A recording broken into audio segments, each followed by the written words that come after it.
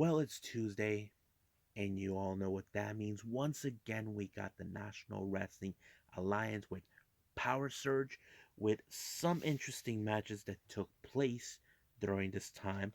Also, we're building up for some upcoming storylines or build up, such as the Steel Cage that will be having Crimson and Jax Dane against each other and very other things. Of course, the update on Nick Aldis since he got hurt in the hands of Tom Latimer and the rest of Strictly Business. We even got AEW Dark with 8 matches that took place in Miami instead of the Universal Studio Soundstage. Well, they'll be back doing shows for that soon enough. And also, NXT 2.0 are preparing for the following week for Halloween Havoc, which I'm excited for. And of course, a match has been set for Spin the Wheel that's been already taken place. And what's if Braun Breaker and Tommaso Ciampa can coexist before their match next week? And of course, we're going to review a past event from August by Pro Wrestling Freedoms. So, let's get started with another episode of Deleted Wrestle Zone.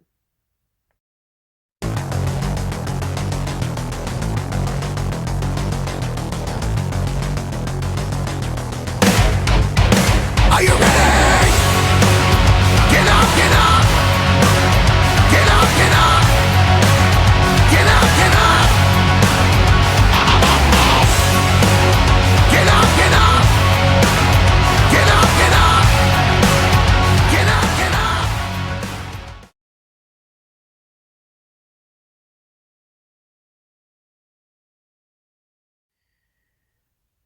Welcome everybody to Deleted Wrestle Zone, all things that is pro wrestling with AEW, NXT, New Japan Pro Wrestling, Impact Wrestling, the National Wrestling Alliance, various promotions, wrestlers, matches, and championships.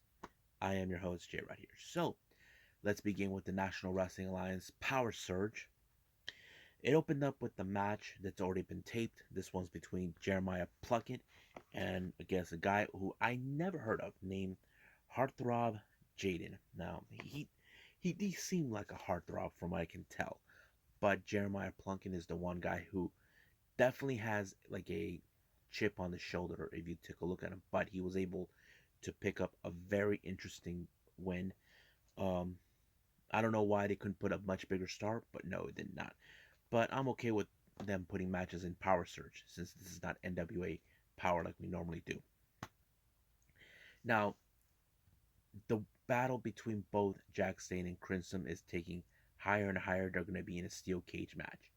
However, a podcast group from the NWA talked to Crimson about what his thoughts being in the steel cage. He knows that this is going to be a brutal match against him and Jack Stane being involved in it, and he thinks this could be his one and only time being involved. I don't think he makes any plans to be in a steel cage. But of course, the real question that he was asked about was Jack Stane about why would he betray him? What is these things about what he was talking about? Basically, Crimson believes he's talking nonsense, but whatever it was led to their split. But of course, that's just what Jack Stane has been doing. But at the same time, he's been trying to find a way to cash in his NWA World Heavyweight title shot that he's been dreaming about, but it was delayed the last time by Crimson. But we will see that steel cage match soon enough. Now, as you know, the update with Nick Aldis, as you know, he was power drive by Tom Latimer, and then from what they're saying, he's okay. No serious damage has been made, but you can rest assured that he will be back with a vengeance against Tom Latimer. Now, this is going to be an interesting storyline. I think Nick Aldis will come back and question what is he talking about.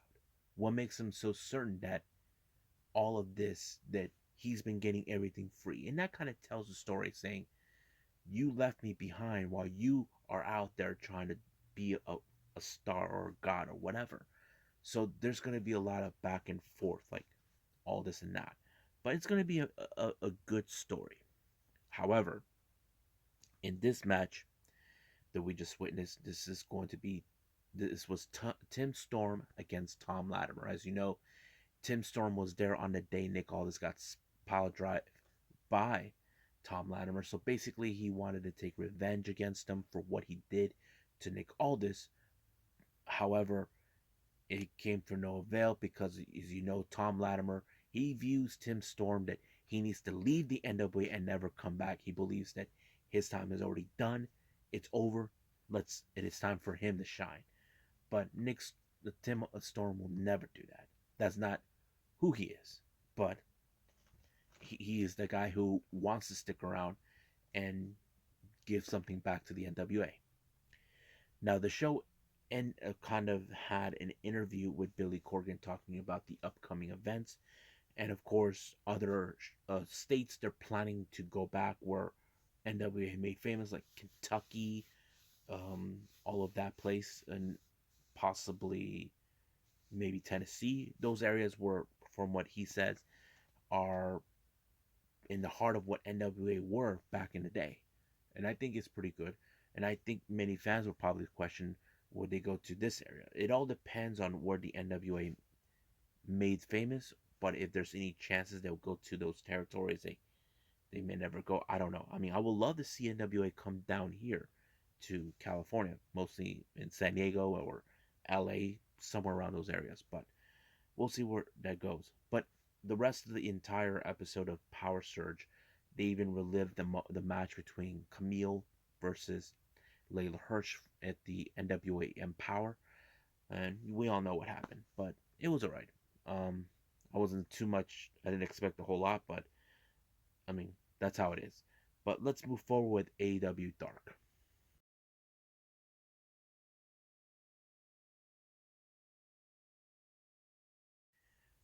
Okay, AEW Dark, from what I'm told, had 6 matches, which is very interesting. On AEW Dark, Elevation had 4, so it was very unusual, but who cares? The first match we have Jamie Hayter with Rebel and Britt Baker taking on Tiffany Nieves. That match went off, but this match is setting up the implications. As you know, currently every women wrestler in AEW from the women's division are now trying to set their sights on the TBS title, a title they believe one of them is worthy. And Britt Baker believes that no one's going to come after her for her title. Don't be so sure. They have the option to decide which one, but that's how it goes. Next match, we have the Gun Club, Billy, Austin, and Colton taking on Dean Alexander, Alex Chamberlain, and Diamond Sheik. But it was Colton who picked up the victory for his team. As you know, they ever since they turned heels, they're making headways now, being undefeated in trios. Now, I do picture them that they could be running for maybe the future trios championship. That it's been talks about that for quite some time, but I can picture them being involved. Same thing I see with Jurassic Express or the Elite, possibly the Inner Circle, or you know Daniel Garcia and the 2.0, whoever. But that's how I see it down the line. Our next match is a 6-woman tag team match. We have Emi Sakura, Diamante, and Nyla Rose that were impressed on Dark Elevation, taking on Thunder Rosa, Red Velvet, and Chris Statlander. And it was a very impressive match. And I think it showed a lot of good character in this match. However, it was Red Velvet that picked up the final slice onto Emi Sakura to win. Now, these women are now also in the implication about winning the TBS title. So basically, this coming Friday, they will reveal the brackets for that. Now, as soon as this match over, there was a bit of a promo set up by Smart Mark Sterling, along with Jade. Sterling believes that this title should have been awarded to Jade. Now, AEW is not about rewarding them; you have to earn it. So basically, it's still unclear who's involved in the brackets. Now we do know who's involved in the eliminator, but here it's still unknown. So in Rampage, we will pay attention to that, and we will gotta pay attention to every of the women in the women's division who will be involved in it. But we'll see what happens there. Next up, we got Lance Archer dragging this guy named Ot Fernandez you can guess right away that this match ended in his favor when he put him in the black hole, slamming 1, 2, 3, since he dragged them out from wherever. Next match, we have Aaron Solo of the Factory taking on Frankie Kazarian. Now, of course, QT was in commentary, and Nick Camarado was there, but apparently um, Aaron Solo screwed up when he got himself locked in the chicken wing, and Q2 thinks that's an illegal move, but no one said it's illegal. But that's how he was able to pick up the victory. Now, our next match is an interesting 8-man tag team match. We have Daniel Garcia, Serpentico, and 2.0 taking on Dark Order, Stu Grayson, Colt Cabana, Alan Five Angels, and 10. Now, I want to put something interesting. If you guys notice, 2.0, along with Daniel Garcia, and of course Chaos Project, they're all into the black and red thing. And I'm thinking to myself, why can those five form a faction? You know, if they're in the color red, I mean, we have the Dark Order, purple, black. You got Team Taz, orange. You know, I feel like that's the thing, but that's something I will talk about at another time. But Serpentico seems like he was the oddball of the team. Like he didn't fit, or they didn't want him there, but he was just shoved into that. I mean, it would make more sense, but however, it was 10 who put him in the Nelson lock and forced him to tap out. So it was an impressive win by Dark Order. Now they're back as a cohesive unit, but the real question is, will they have Hangman Page at full gear? But we'll see what happens then.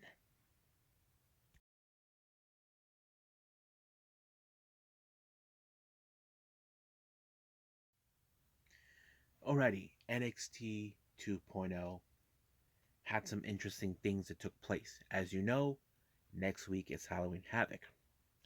It opened up, as you know, the newly crowned NXT North American champion Carmelo Hayes, along with his buddy Trick Williams, were celebrating the fact that he did the unthinkable, cashing in his opportunity from the NXT breakout contract that he won for a shot of the North American title, which Isaiah Scott tried to take with him to SmackDown.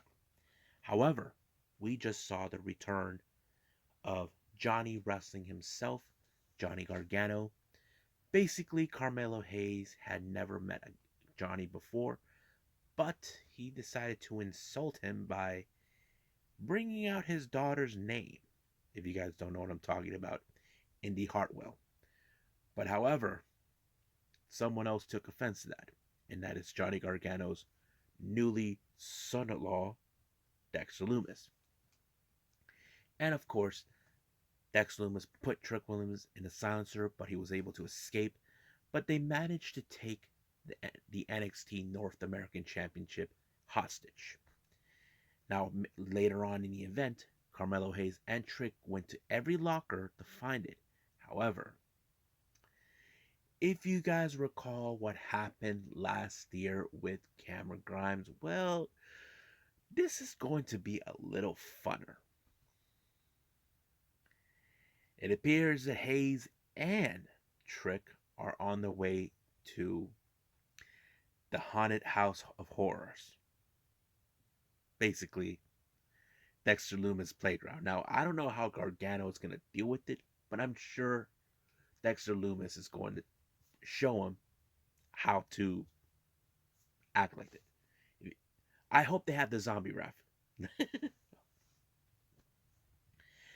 Now, our opening match, our first match, was Odyssey Jones taking on Andre Chase. As you know, Andre Chase has been picking on Odyssey Jones for quite some time. This took place back at the wedding between Indy and Dexter. He wanted to get payback for what he was trying to do, but how he interfered on several of his matches. But this time, Andre Chase got a taste of his own medicine by Odyssey Jones, allowing himself to win the match. Now, Diamond Mine has been on a roll recently, showcasing they got some strong competitors. Not only Ivy Nile, Roderick Strong, but also the Creed brothers. Now he believes believes that the Creed brothers should deserve a shot of the tag team titles. However, they have to face against a group that believes that the mat is sacred and they need to respect it. And I'm talking about Imperium. Now, this was like a match you definitely had to see because who is the most dominant group? Is it Imperium or Diamond Mine? Now, I do viewed there have similarities, like the way they do submission techniques, be more disciplined. But the real question is which philosophy is better. I look at Diamond Mine, they're in it to make a bigger money stake, while Imperium, they're all here to say you need to respect the sport. If you don't like it, then you get your asses handed. And that's how I see it. But however, if things would have gone Diamond Mine's way, but it didn't, and it ended up with the interference of Ikemenjiro and Kushida, who we haven't, as you know, they got themselves beat up by Diamond Mine last week, but it did cost Diamond Mine a shot of the tag team, of possibly a future opportunity for the tag titles. But it was Imperium that took the victory. But as soon as that happened, MSK showed up to teach them a lesson, and they gave them the opportunity. They will get a shot of the tag titles next week on Halloween Havoc. As for Malcolm Bivens, he didn't state it that he called out Walter. Now we haven't seen him, but if I was Bivens, don't call out the in-ring general because he will insult you and probably he'll curse you in Austrian. Trust me.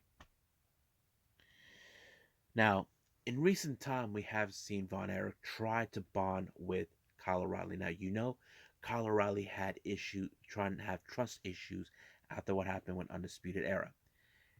Well, looks like they are getting bond. Von Erich took him out the train in the woods, using a log and whatever things they can use, and bonded and drinking some beers. So basically, they felt it's time to bring in a new type of heat. I think this is something that Kyle O'Reilly knows. He has to learn to trust someone new because what if they can bring something better to the table? As you know, being in a tag team is never easy. Sometimes, if you're in a tag team, you spent months, years with the same person. It brings up the character. But building up, that's going to be a different dynamic. But I am interested how this dynamic between Von Wagner and O'Reilly is going to take place.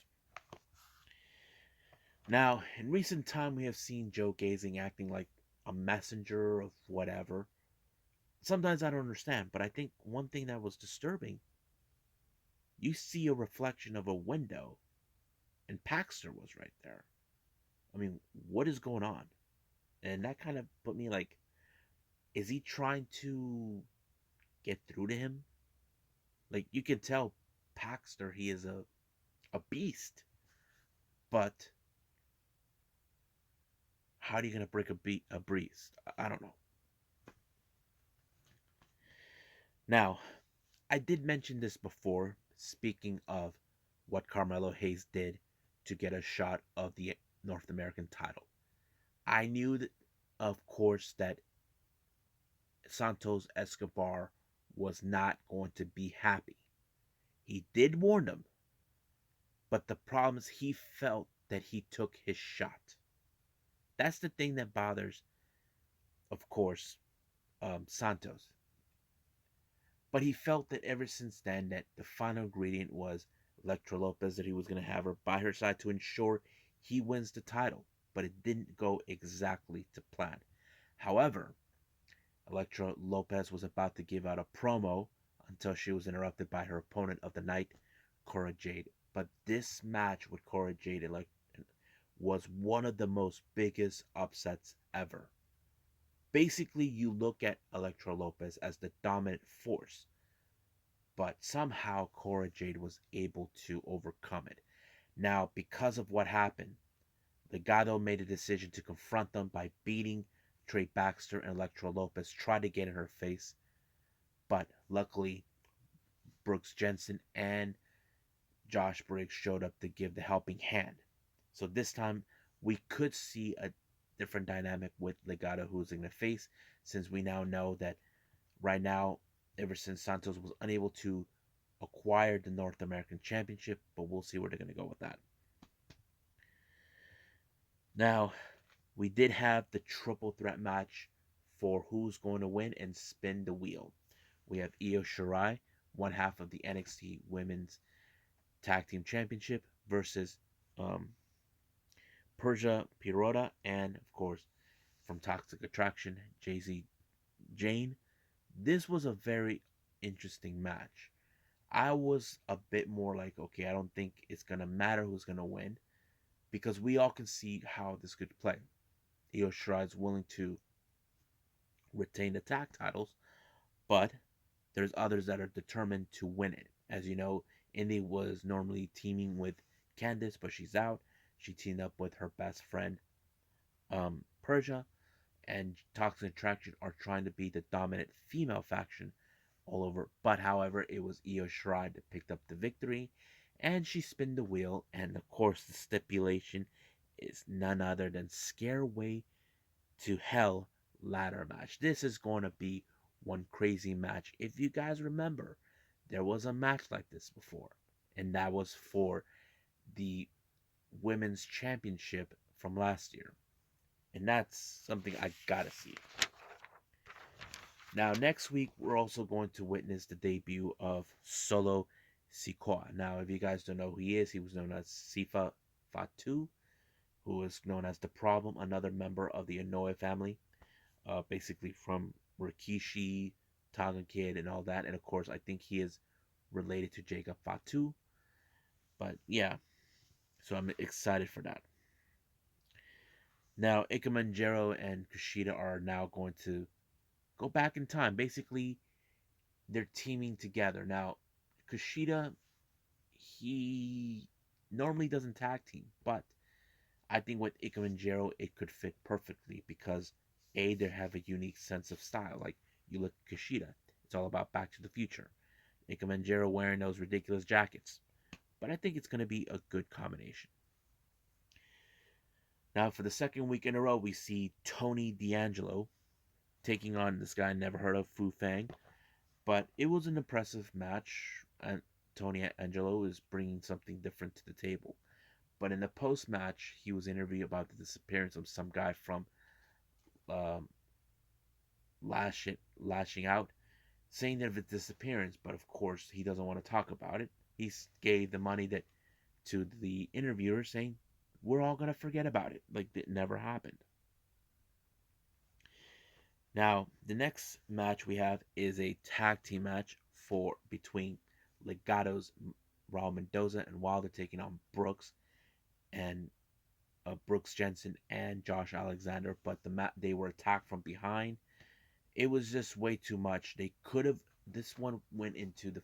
It was like they're trying everything in their way to whoever's going to pick up the victory, but somehow because Santos and Electro were out there, they were able to pick up the victory and win them over. However, the real question remains to me what's next for Santos since he was unable to get his hands on the North American title. That's something that hasn't been brought up to the attention yet. Now, as you know, they were looking for a host for the Halloween Havoc show next week. LA Knight and Grayson Waller set themselves up to be the host, but the match was set. Who was going to be the winner now? I had a feeling it's going to be LA Knight, but the real question is what the hell does he know about hosting a Halloween Havoc show? He has to be scary. That's the way I see it. But basically, I don't know. But he did pick up the victory to win the match. Now, our next main event is, of course, Tommaso Ciampa and Braun Breaker versus Grizzled Young Veterans. This was one of those matches you definitely have to pay attention. As you know, they're teaming for tonight, but the following week they will face off each other. Now, Breaker wants him to be 100% because he knows he wants to challenge him. And that is something that, he wants to do. And I think Tommaso Ciampa is willing to say, okay, we'll see what happens. But he's holding that title tight, knows that he cannot lose it. But we'll see what's going to happen because it was Braun Breaker who picked up the victory. And I'm going to see how this one's going to go next week on Halloween Havoc. So I think that's it right now. So let's end it with, of course, Japanese promotion, Pro Wrestling Freedoms.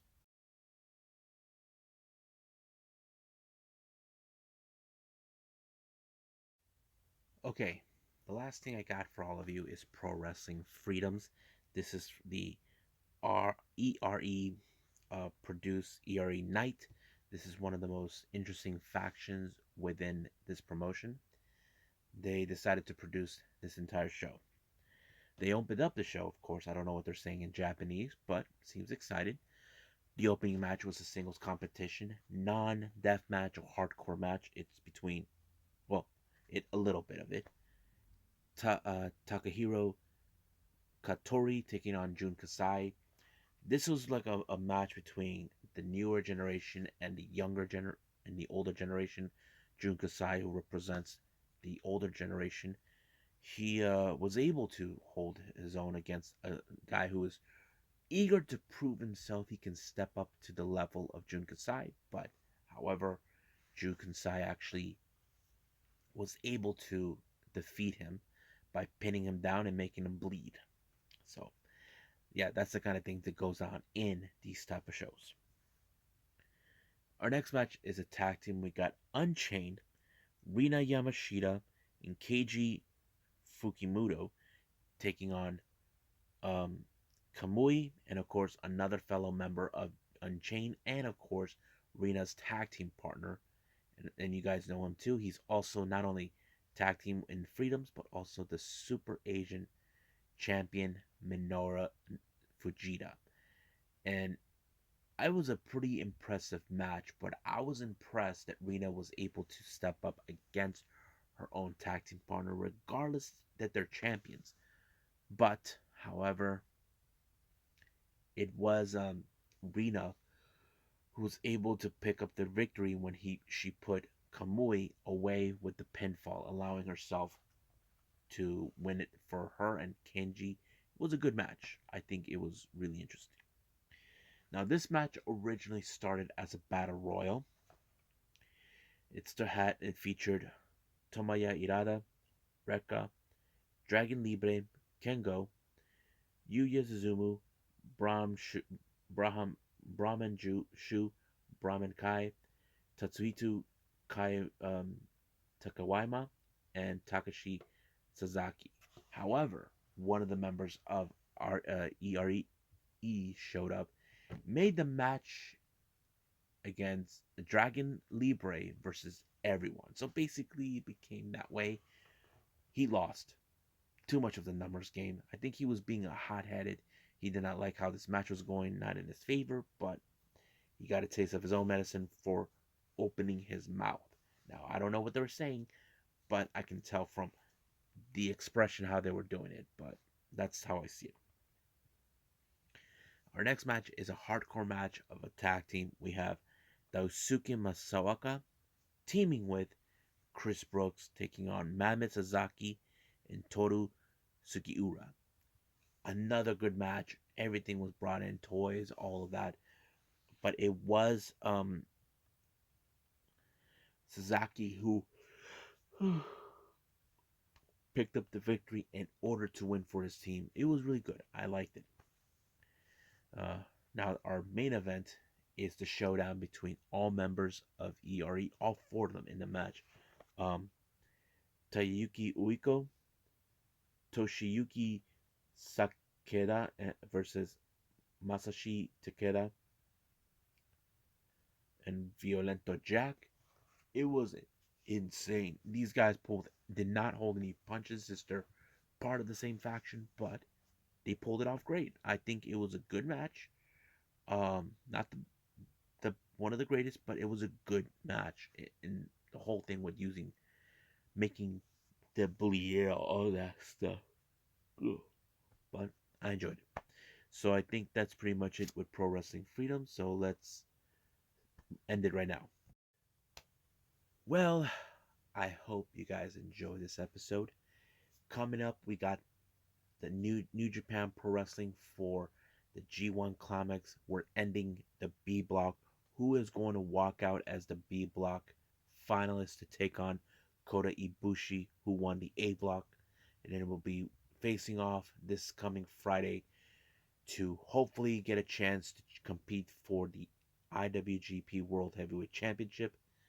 We even got, of course, MLW with MLW Fusion Alpha 5, which is going to be great. And also going to review two past events from two different uh, months. One by No Peace Underground that took place on the 13th of August, and of course, Japanese promotion Big Japan Pro Wrestling while they were in Korakuen Hall on the 23rd of July. So I'm excited to review all of this for all of you. But for now, I'll see you guys in the next DWZ time. Same DWZ channel. I must bid all of you adieu. So goodbye. And have a nice day. Bang!